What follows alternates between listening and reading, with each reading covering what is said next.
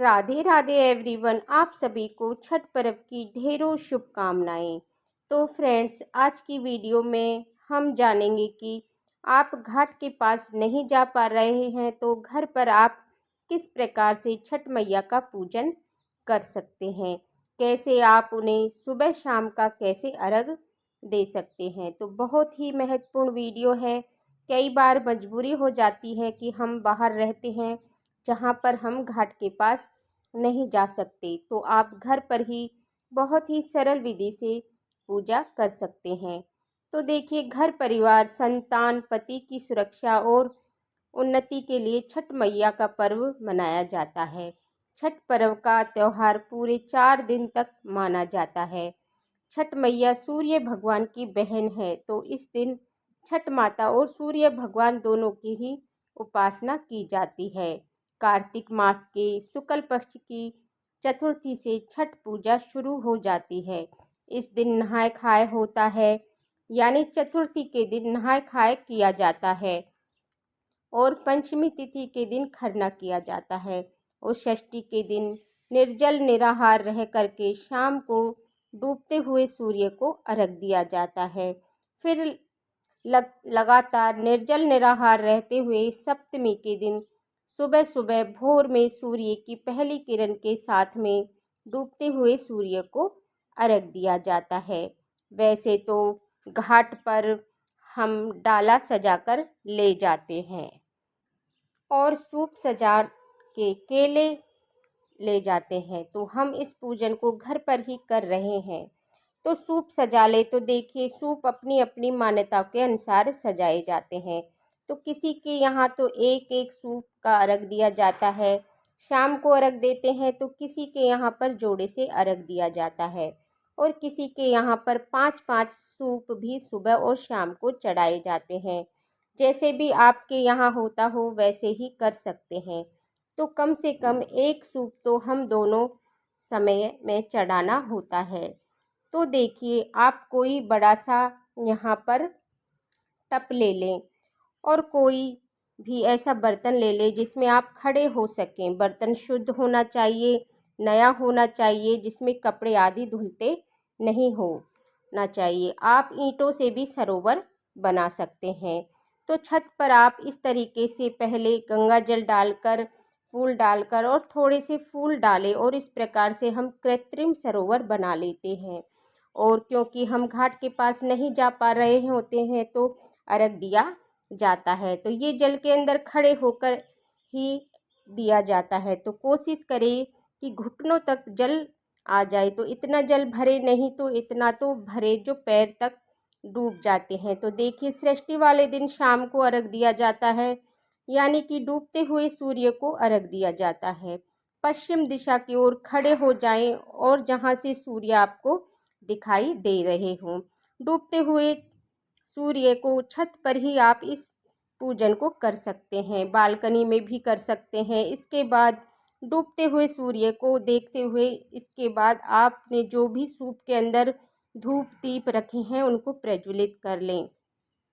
उसके बाद आपको किसी न किसी की हेल्प ज़रूर लेनी चाहिए, क्योंकि आपकी हेल्प कर सकता है, बच्चे भी कर सकते हैं। तो देखिए, धूप दीप जलाने के बाद इस तरीके से डूबते हुए डालते हुए परिवार के साथ सभी बारी बारी से इसमें जल अर्पित कर सकते हैं। तो इसे हमें घूमना होता है, तो सूर्य को अर्घ देते हैं, शाम को डूबते हुए सूर्य को अर्घ दिया जाता है और सृष्टि वाले दिन निर्जल निराहार रहते हुए और इसके बाद में हम यहाँ पर इस तरीके से 5 बार इस तरीके से घूम जाएं। तो देखिए, यहाँ पर सूप कैसे सजाया जाता है इसका वीडियो भी ऑलरेडी चैनल पर है, तो आप इसे चेकआउट कर सकते हैं। क्या क्या रखा है, इसमें रखा जाता है, इसमें क्या क्या सामग्री, फल सब्जी आदि रखे जाते हैं। अर्घ देने के बाद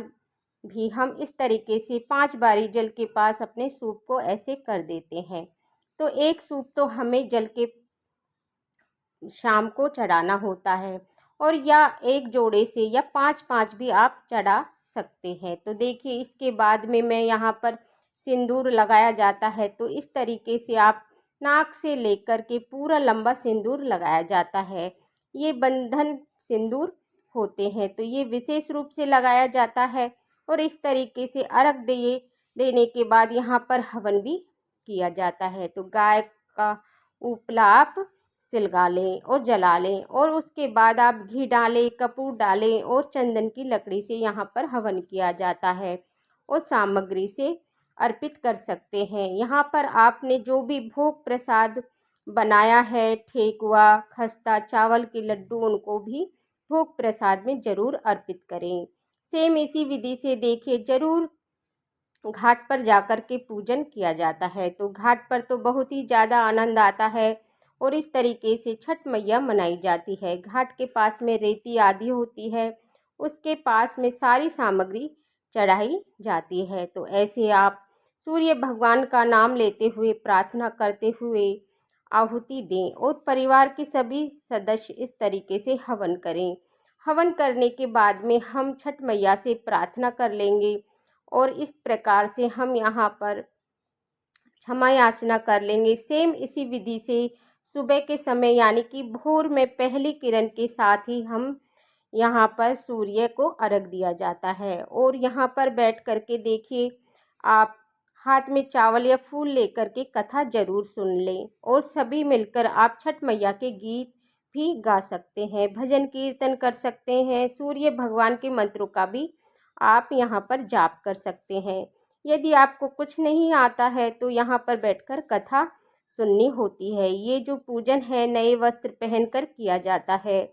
जो व्रती है वो नए वस्त्र पहनकर ही इस पूजन को करें। अपनी सामर्थ्य के अनुसार आप चाहे तो 2 वस्त्र भी ले सकते हैं, साड़ी 2 ले सकते हैं इस प्रकार के पूजन के लिए, या एक ही प्रकार की साड़ी को आप यूज कर सकते हैं। तो कोई भी ऐसी साड़ी जो आपने 1-2 बार पहनी हो, थोड़ी बहुत देर के लिए भी क्यों ना पहनी हो, यूज नहीं की जाती है। तो इसमें और ये पूजन है जो सभी लोग कर सकते हैं, महिलाएं भी कर सकती हैं, पुरुष भी कर सकते हैं और बच्चे भी कर सकते हैं। तो कोई भी इसे कर सकता है और सुहागन स्त्रियां कर सकती हैं। जो सुहागन नहीं है वो भी कर सकती हैं, नहीं है कर सकती हैं, बस वो सिंदूर आदि नहीं लगाती हैं और पूजन सेम इसी विधि से करती हैं। इसके बाद में देखिए रात को कोसी भरी जाती है, तो मन्नत पूरी हो जाती है। तो मन्नत तो कोई भी विशेष कामना होती है तो रात को कोसी भरी जाती है। आज के दिन कोसी नहीं भरते हैं तो अगले दिन सुबह सूर्य को अर्घ दिया जाता है। उसके लिए अलग अलग सूप सजाया जाता है, यानी कि 2 सूप ले सकते हैं या 5-5 भी सूप ले सकते हैं। और अगर बांस का सूप लेते हैं तो अगले बार नया लेना होता है, और अगर पीतल का सूप है तो आप उसको बार बार रीयूज कर सकते हैं। आप ऐसे ही सूप सजा करके इस विधि से पूर्व दिशा की ओर मुख करके उगते हुए सूर्य को अर्घ देते हैं, यहाँ पर हवन करते हैं। उसके बाद में छठ व्रत का पारण किया जाता है। व्रती द्वारा देखिए जो व्रती होते हैं उनका सभी का आशीर्वाद लेना चाहिए, क्योंकि वो साक्षात देव स्वरूप हो जाते हैं, क्योंकि वो 36 घंटे का निर्जल निराहार व्रत रहता है। तो उन्हीं की हेल्प करनी चाहिए, उन्हें किसी भी प्रकार कष्ट नहीं होना चाहिए। तो ऐसे आप बहुत ही सरल विधि से इजी में आप छठ पर्व का पूजन कर सकते हैं। घर पर भी पूजन किया जा सकता है। मन में पूरी श्रद्धा विश्वास रखते हुए आप छठ पर्व ऐसे घर पर भी मना सकते हैं। तो फ्रेंड्स, यदि आपको ये वीडियो पसंद आया हो तो लाइक शेयर चैनल को ज़रूर करें और कमेंट बॉक्स में छठ मैया की जय अवश्य लिखें। माता छठ की कृपा सभी पर बनी रहे। जय छठ मैया।